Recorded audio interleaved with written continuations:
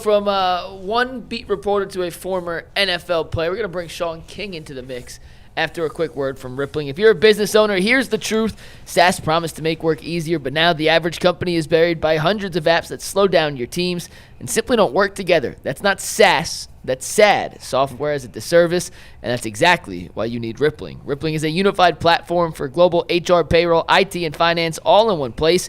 They've helped millions of businesses replace a mess of disconnected tools with one system designed to give leaders clarity, speed, and control. And right now, you can get 6 months free when you go to rippling.com/LockedOnNFL. That is rippling.com, rippling.com/LockedOnNFL for 6 months free. Terms and conditions apply. And with that, it's time to bring in everyone's favorite, Shaun King. Shaun King with his bi-weekly cigar, chilling with the chain on today. What's up, Shaun? Hey, you got the crazy Cuban on today. This is like DJ Khaled out here. Khalid. Is it a Khaled? Khaled, Even I know that. Like Rick Ross. Rick Ross. Hey, this is what you, man. They're all bosses, aren't this is what you call a victory cigar.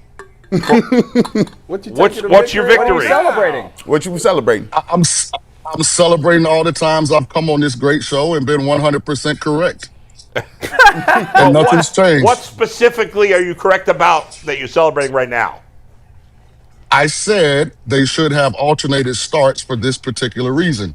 When you don't alternate starts, now if you give the other young quarterback a chance to start, it looks like you're giving up on the one that's currently playing. Secondly, I said the most egregious draft pick in the entire 2025 draft was Dillon Gabriel. There's no way, if you have any idea what you're looking at, that you could have a third-round grade on Dillon Gabriel. And think about this now. They traded out of the number 2 slot, right? And added and accumulated a lot of draft capital.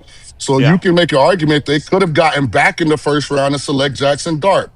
You can also say if they didn't want to trade back into the first round, they had, the first and fourth pick of the second? Tyler Shook went to the Saints with, the 7th or 8th pick of the second. Only a small sample size, but he's shown more potential in that sample size than we've seen from Dillon Gabriel in, 4 or 5 games. So the pick is looking more egregious by the day. The fact that they won't move away from Dillon Gabriel and admit that they made a huge mistake and at least see what they have in Shedeur Sanders makes them not just look like a bad organization, but it makes them look dysfunctional. And right now, I think they are the laughingstock of the National Football League. Can't disagree with anything there. No, yeah, fair enough. When you look, all right. So I want to see. I'm trying to work on different things. I want to move away from emotion. Just strictly speaking, in terms of what you are seeing from Dillon Gabriel. What is it that you're seeing that's causing him some troubles, and why you believe that there was no way he was a top 100 pick? He did not have the traits of an elite starting quarterback in the National Football League. Couple that with he's very undersized. Like, what are we banking on that gets better or that can carry him over an extended period of time? Like, it'd be one thing if he was this size, but he was a Kyler Murray type athlete. Okay, I'm not a big Kyler Murray fan coming out of college, but as an organization, you can sell your fan base, extremely athletic, mobile. He's going to run around. He's going to be the Black Doug Flutie. I can get it. But Dillon isn't that fast. He's not that agile. He's not big. He doesn't have a big-time arm. He's not overly accurate on a consistent basis. Like, I just don't know what was the process. What happened during the evaluation process that made them say this was our guy? Like, I'm watching the same film, right? I went back and rewatched a lot of it to see if I missed something, and I came away thinking the same thing. It's just a terrible evaluation by Andrew Berry and Kevin Stefanski. You can't blame Dillon Gabriel because he did what any player would do that was drafted ahead of what he... Right. I kind of feel bad for him. He was put in a terrible spot. Right. Yes, this is a terrible eval by Andrew Berry and Kevin Stefanski. Shaun, usually when you see a quarterback go out there, a lot of the times you see a lot of success early on. And that's because some teams aren't used to seeing what you are. But now that you've 4 or 5 starts, they got tape on you. Would you say over his 5 starts that he regressed? I don't think he regrets. I think teams know he's very unwilling to throw the football down the field. So they've tightened up a lot of their underneath coverage. They're willing to take more chances and just bank on the fact that he can't make them pay. And you know, a couple of throws in the Jets game, I was like, holy goodness. it's some like, I mean, it's one thing to miss some throws, but I mean, he had a couple off-target throws. I was like, wow. So what happens if teams aren't afraid of you going down the field and really making them pay for being overly aggressive? Then they're going to continue to put you in spots where you got to prove to them that you can do it. And I just think, and this is not me attacking Dillon Gabriel. This is me saying what really should be under the microscope is the evaluation process of Andrew Berry and Kevin Stefanski for, first of all, bypassing Jackson Dart and Tyler Shook and then overdrafting Dillon Gabriel. Where do we go from here with this offense? I mean, they obviously changed play callers this week and went with Tommy Rees. I don't think things looked any different outside of the one drive they had. Like we were talking about the games left. Will they win more than 3 games? They've got 2 wins right now, and they play the Titans, they play the Raiders. You know, there's a couple other they may be able to win. I'm not sure if they can. Do you see them winning 3-4 games? Can they win 2 more games? So here's the dynamic in the National Football League that I have not mastered. Are you moving on from Andrew Berry and Kevin Stefanski? Like, you've got to make that decision to me if you're Mr. Haslam, right? Because 2 things can't be true in this situation. Like, what's best for the organization can't be what's best for Berry and Stefanski, right? What's best for the organization is to lose all the rest of the games and potentially have the number 1 pick next year in the draft. Even if you don't find it desirable, you can trade out and add more assets. But what's best for Stefanski and Andrew Berry is to scratch, claw, fight, play with grit, determination, find a way to win 2, 3, 4 more games, you know, even if they're ugly, to show some kind of improvement. So I think this has got to start up top. I think Haslam has to make a decision. Am I rolling with these guys or am I not? And then I think as an organization, it's easier to move on from there and make the decision, you know, based on what you just asked. But not knowing is an impossible spot to be in. You know, Shaun, we take a look, and I've always said this, you know, people in Cleveland seem to always make the same mistakes and not understand and learn from them. I'm looking at, you know, this year's draft class, and I'm looking at this offense, and week by week, you got tackles that's just, I mean, the offensive line is just, it's in shambles. I mean, you're the first one to say, you know, you talked about David Njoku not running well. The best play they got is Malachi Corley on a reverse, a little end around, and they keep getting yards on that. You know, your number 1 receiver, Jeudy, he still was dropping some balls that he should have.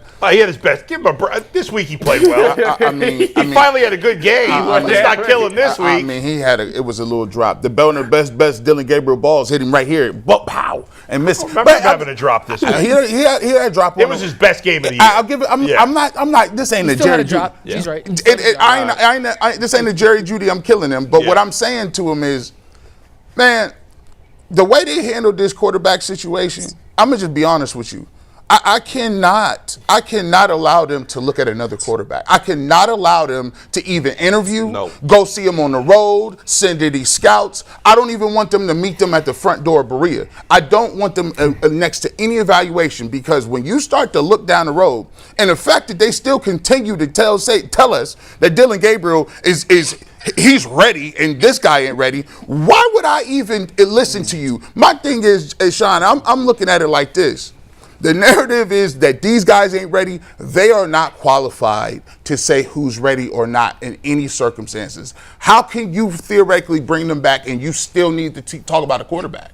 How can you do it? Bush, now, Bush, I don't want to make Dustin mad, because I know Dustin gets mad when I go too hard. Oh, come on. But Dustin's out on him. The tide has turned in the city. All right, to double down on your opinion, don't forget, this is the same brain trust that decided to go and trade for Kenny Pickett. And the same brain trust that said, we're going to start Joe Flacco But obviously, they weren't committed to Joe Flacco because when things didn't start off in a positive manner, they traded him in the division. Like, this is the worst 6-month stretch of an organization and the quarterback position I think we've ever seen. Like, they just bundled this time and time again. Why do you trade for Kenny Pickett and bring in Joe Flacco? Like, what was it in your Kenny Pickett evaluation? You had to think, okay, we're going to give him a legitimate shot, right? And hope that he's Baker Mayfield or Sam Darnold or one of these first-round quarterbacks that's failed a couple times and gets another shot. Or otherwise, why'd you trade for him? Right. Like, if you're going to start Joe Flacco week 1, like, what happened between week 1 and, what was it, week 4? That made you say, okay, this was the wrong decision. And really quickly, just a little extra, Shaun, and just to throw this out at you. How is it that Joe Flacco, the guy that you started, he didn't play all that well, but they did beat the Packers, right? They did beat them, and he only got 4 weeks. But they're telling us we got to be patient with Gabriel, and he gonna get the runway. And then Flacco goes out and throws for thousands of yards, and we're like, well, hold on. You just told us that wasn't good enough, and he got 4 weeks as a veteran that you put your stamp and flag on. But I just don't understand it. I'm confused. I don't know. And I know it might have been crazy when I first recommended it, but this is why I truly believed in what I said when I said they should alternate starts. Because here's the problem with moving away from Dillon Gabriel. I think it was a terrible evaluation, right? I said maybe the most egregious draft pick of the entire draft. But they made it. And now to then say you're going to give up on your young quarterback in less than half a season's worth of games, you see predicament they're in. And I think I said last time I was on here, and this is why I wanted to apologize to Dustin because people cut that clip up and made it look like I was attacking you when I wasn't. But I was 100% being honest that Dillon Gabriel's never been better than Shedeur Sanders. Ever. Not at any level. And you guys know I'm not even the biggest Shedeur Sanders supporter. Now, I'm not one of these prime sexuals or stands but I'm saying if you know what you're looking at, Dillon Gabriel. Dillon Gabriel's not better than Shedeur Sanders, dog. I like that. But as an organization, because you took him in the 3rd round, to then give up on him before, it just compounds the error even more. So, Shaun, up to you. Shedeur starting this week. Like, you're over the experiment. Let's just turn the page. Like, is that what you're saying? It's time? You know, sometimes in life, man, you got to be willing to be like, I was wrong. You know, let me learn from that and let me move forward and try and do the right thing. And I think that's where Andrew Berry and Kevin Stefanski are really struggling.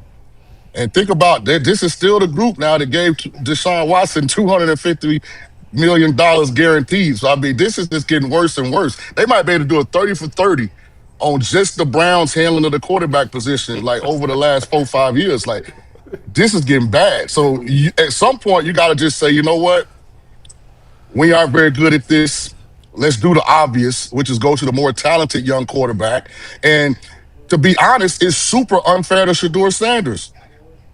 Because if he doesn't come in and look like the next coming of some elite player, guess what? They're gonna be switching up on him too. So they've mishandled this in a. It is really great because it gives people stuff to talk about nationally, and when your team is losing, you can say at least we're not the Browns. But as far as the well-being of the career of these young kids, this has been mishandled. Yeah. So it's the Browns. So if it were another team, this wouldn't even be a conversation. But you know this team is probably going to play Deshaun Watson at some point, aren't they? If I was Deshaun, there's no way I would ever tell the doctor I felt good enough to come back and play this season. Why is ultimately that? It's going to come down to Why do him. you say that? Because the one unspoken thing that people don't want to acknowledge is a lot of the guys on the Browns now already are me guys. They just trying to get their numbers and make sure that their resume look good this year. But there ain't a whole lot of guys showing up on Wednesday like, man, let's lock in. Let's be on top of the details. Let's make sure we find a way to win this game this Sunday. Like, that thing is dysfunctional.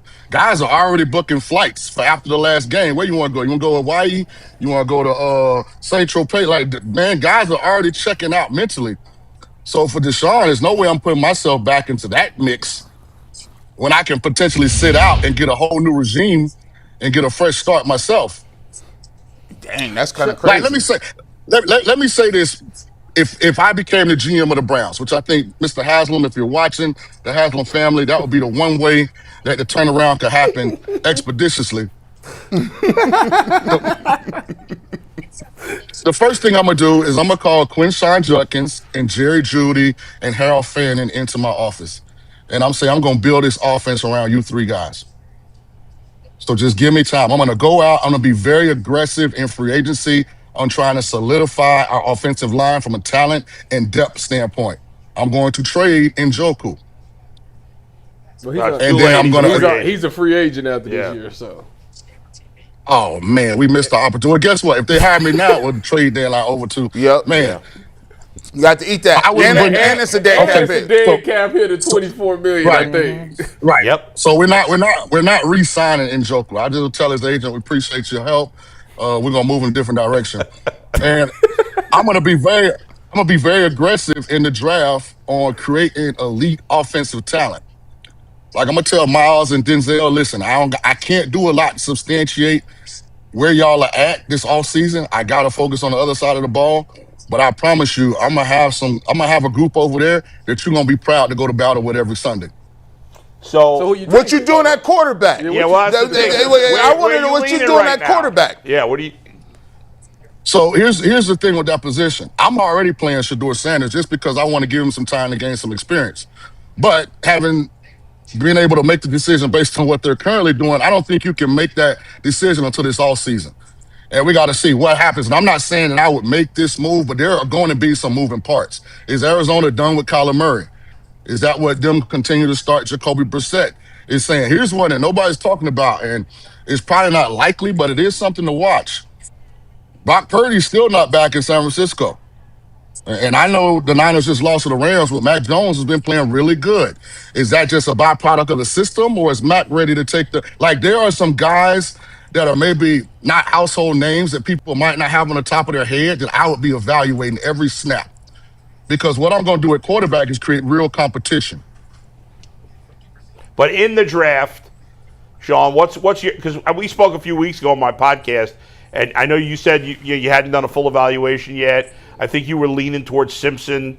It's Simpson, right, from Alabama? I had Simpson and I had Ty Simpson and Mendoza as my top two. So has it changed? Or are those still your top two guys? It hadn't changed, but I ain't willing to ask either one of them to marry me yet. Like, I got to see the rest of this thing play out. What's the upside on those guys? What's the upside on those guys? Like, where are they? Where do they slot in against the quarterbacks right now? Obviously, there's more to evaluate, but as of what you've seen so far, where do they kind of slot in against the quarterbacks from the last few years?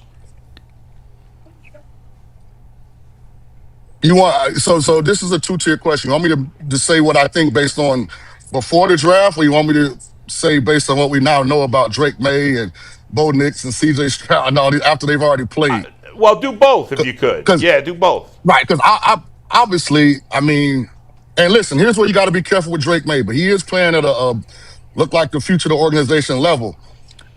Jay Daniels, CJ Stroud all went through sophomore slumps. Drake May still is in his first 17 starts, right? So it's just going to be interesting. Is that a new trend with the young quarterbacks where they come out, they have a lot of success to first go through, and then for whatever reason, teams kind of get a little more comfortable with what they can and can't do and put them in some difficult situations, and they don't kind of live up to it. But, I mean, you got to think Drake May is looking like the real deal. Jaden's got to figure out how to stay healthy. Quiet as kept, Caleb Williams is getting better. Maybe him and Ben Johnson is the union that the player and the organization needed. Bo Nix, I'm still not a believer. I don't like my quarterback to be out there like the road runner, Speedy Gonzalez. Like, I like my quarterback to be a little more calm when it's chaotic. But Bo Nix is talented, and he'll make throws, and he'll make plays with his feet. J.J. McCarthy's still in, the first couple starts. So, I mean, a lot of these guys, the book is still open. But as far as Mendoza and Ty Simpson, just from ability standpoint, probably somewhere in the middle. Like, Mendoza throws a good ball. He's an okay athlete. But he looks so much better at Indiana than he did at Cal. Like, it's almost like a different player. So there has to be some hesitancy. Can he repeat this? Ty Simpson just hadn't played a lot. And I like Ty Simpson a lot. I like Ty Simpson a lot. I've seen him handle adversity this year.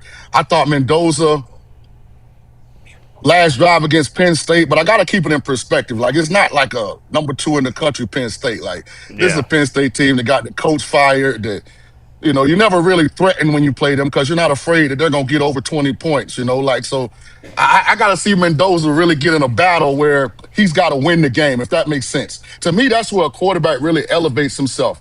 When he's in a game where he knows he's playing against another dude at quarterback, and no matter how good their defense is, they're going to give up some points. So he got to go out and be at his best, down in and down out. He got to throw the ball in rhythm, with ball location, under pressure. He got to understand on those 3rd and 4th and 6s when nobody's open, scramble and get the first down. He's got to get us out of a few bad play calls into a better call. Like, I'm looking at it from that prism. And the book is still open on Mendoza and Simpson, but right now they've separated themselves from the rest of the group. Yeah, and I just want to follow up on that because it seems to me that both of those guys, they may both have this opportunity. I want to see those guys play against Ohio State. To me, right? That's the test. Go Bucks. Yeah. So you got Julian saying as the Heisman, right, Shaun? I think he probably get like newcomer of the year for Ohio State. You know, it's his first full year start. You know how you get an inter squad awards like within the team? Like, he'll probably get that, but that's crazy. No. Why can't he get the Heisman, Shaun? Because it looks like Well, here's the thing, and this is a testament to the quality of the program. It looks like in the new NIL area, it don't matter who the quarterback is at Ohio State because they're so elite around him. He really don't got to do that much. I mean, Walker Howard ain't never looked like that at Kansas State. Right? He get to Ohio State. He a national title winning quarterback. So Shaun, why did Joe Burrow win it then? Well, Joe Burrow's a dude, like a real dude, but he also might have had the greatest collection of pass catchers in the history of college football. I mean, people forget. He was throwing to Justin Jefferson and Jamar Chase. So why can't Julian Sayin win it? Sort of making Tyvus a well, first, hey, hold on now, guys. I don't know if you guys got. Hey, Mikey, can you pull up Burrow's stats that year LSU won it? Like Julian's saying, they doing.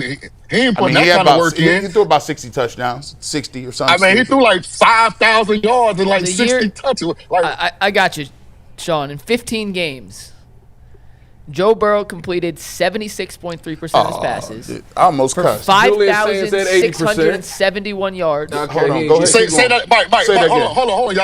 Y'all don't talk over this. Say that again so y'all hear this. 76.3% passing for 5,671 yards, 60 touchdowns, and 6 interceptions. I disrespectful. I'm sorry. I'm sorry. What's Sayin's touchdown interception right now? I'm going to apologize to you, Adam the Bull. You are the representation of Joe Burrow here on the set. I apologize, Joe. Julian's saying right now, I think he threw for. He has 24 touchdowns and 4 picks. Yeah. So he throws And how many 36 yards? more touchdowns, and he's got 2,500 yards, just shy. Thank you. Like, think about this because I'm glad you brought that up.